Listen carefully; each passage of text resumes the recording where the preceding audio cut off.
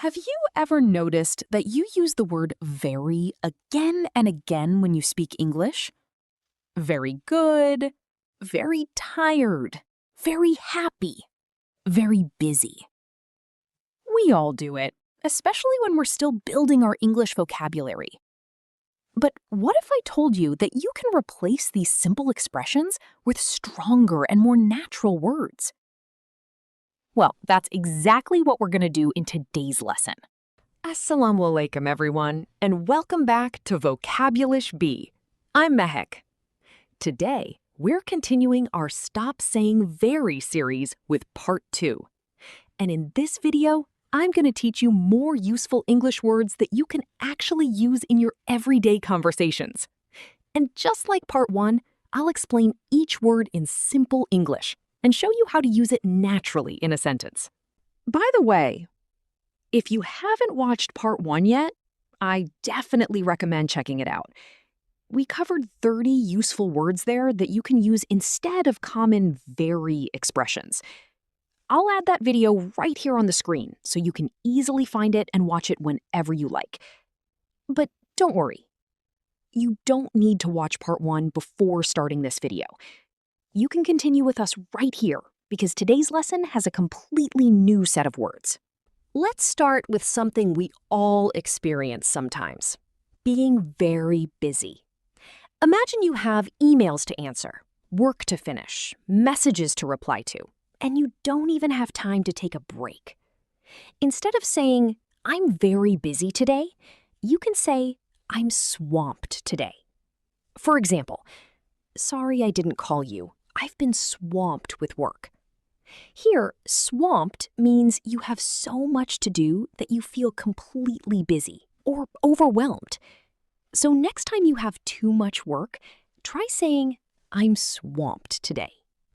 Now, imagine you walk into a store and see a beautiful watch. You look at the price and think, "Wow, that's very expensive." You can also say, "That's a costly watch." Costly means expensive, especially when something costs a lot of money. For example, buying a house in this area can be very costly. So instead of always saying very expensive, you can use costly. Now let's go in the opposite direction. If something doesn't cost much money, instead of saying very cheap, you can say inexpensive.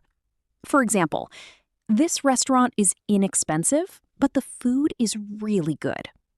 Inexpensive simply means something doesn't cost a lot. One small tip here: inexpensive often sounds more positive or polite than cheap. So you can say, "It's inexpensive." Now imagine you've just received amazing news.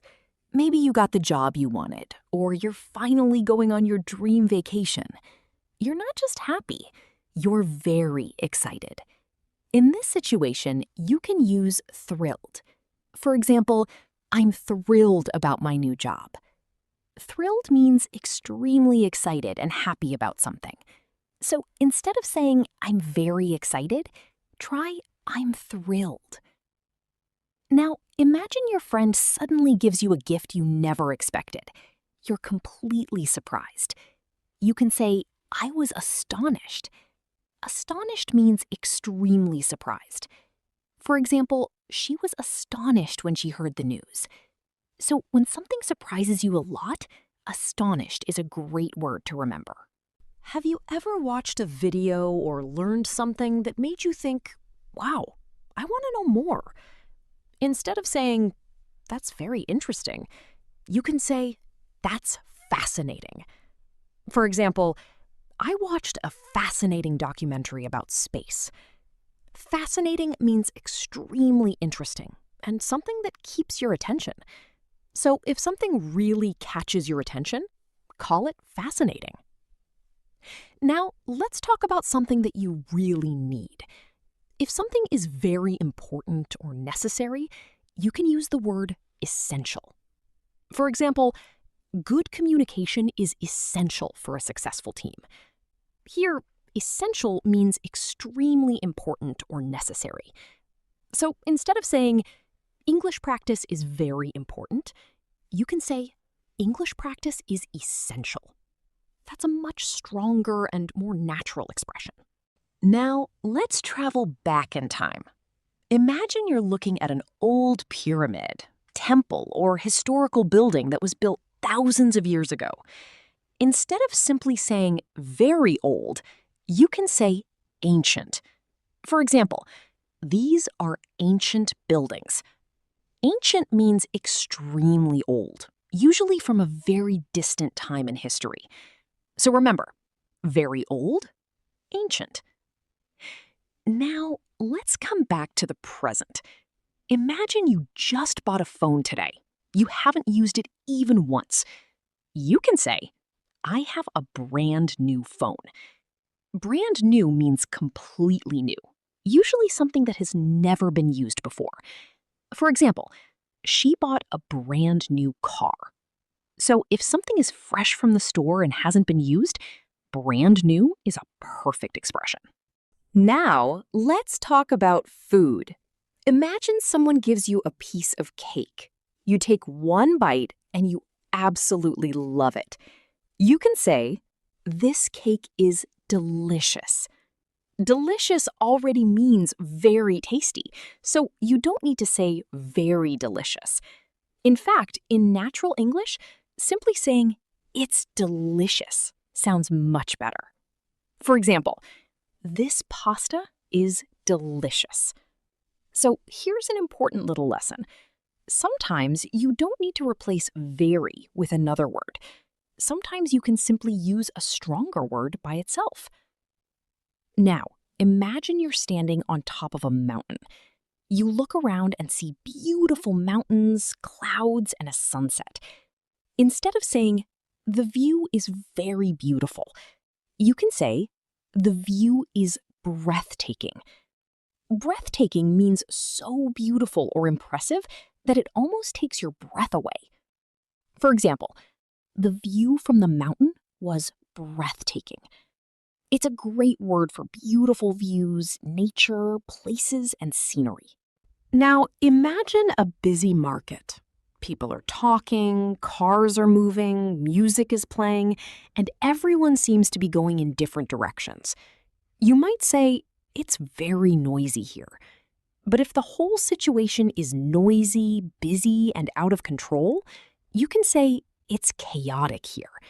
Chaotic means very confused, noisy, and difficult to control. For example, the city center was chaotic during the festival. So remember, chaotic is more than just noisy. It describes a situation that feels messy or out of control.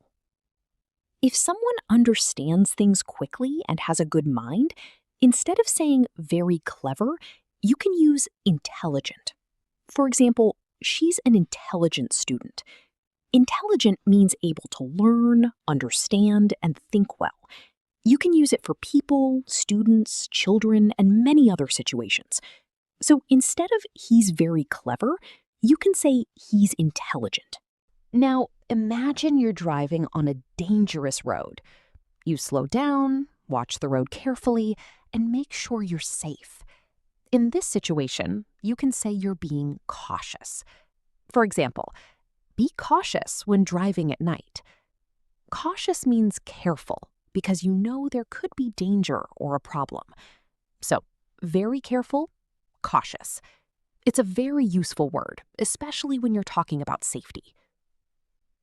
Now, let's talk about a stronger feeling. If someone is very sad and feels really unhappy, you can use miserable. For example, he felt miserable after losing the game. Miserable means extremely unhappy or sad. It's stronger than simply saying, I'm sad. So if you're talking about a situation that makes someone deeply unhappy, miserable can be a useful word. Imagine you've been walking outside under the hot sun for a long time. You haven't had anything to drink. You're not just a little thirsty, you're parched. For example, after the long walk, I was absolutely parched. Parched means extremely thirsty. So instead of saying, I'm very thirsty, you can say, I'm parched. Now imagine your friend tells you a funny little story. It makes you smile and laugh, but it's not necessarily the funniest thing you've ever heard. You can describe it as amusing. For example, she told us an amusing story about her childhood. Amusing means funny or entertaining in a pleasant way. So for a funny and enjoyable story, amusing is a nice word to use. Now let's make it much stronger. Imagine you're watching a comedy and you're laughing so hard that your stomach hurts. That movie isn't just funny, it is side-splitting. For example, that comedy was side-splitting. Side-splitting means extremely funny. It's a fun and expressive word, especially when you're talking about a really funny movie, joke, or story. All right, don't try to memorize all of these in one day. Pick 5 words that you really like. Make your own sentences with them and use them whenever you get a chance. That's how vocabulary becomes part of your everyday English. And that's a wrap for today's lesson. I hope these words gave you some new ways to express yourself without using very again and again. But remember, learning a word is only the first step. The real progress starts when you use that word. So pick a few words from today's lesson, say them out loud, make your own sentences, and try to use them in your everyday conversations. Don't worry about making mistakes. That's part of learning. Keep practicing, keep speaking, and little by little, your English will become more natural and confident. Thank you so much for learning with me today. I'll see you in the next lesson. Keep learning, keep practicing, and keep speaking English. Allah Hafiz!